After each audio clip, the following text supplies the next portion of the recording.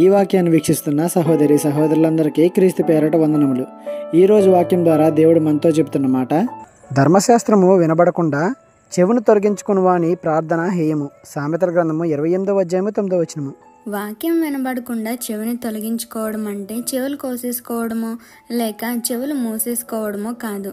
వాక్యం నీ కోసమే మాట్లాడుతున్నా ఇది నా కోసం కాదులే, పలానా వాళ్ళ కోసం, వాళ్ళు వింటే బాగున్ను అని నిన్ను నువ్వు మోసపరుచుకుంటావు చూడు, అది చెవిని తొలగించుకోవడం అంటే.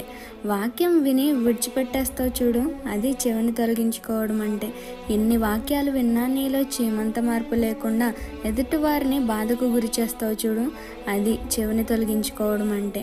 ఇన్ని నీలో పెట్టుకొని ఎన్ని ప్రార్థనలు చేసినా, ఎంత చక్కగా మాటలు వల్లించినా నీ ప్రార్థన హేయము.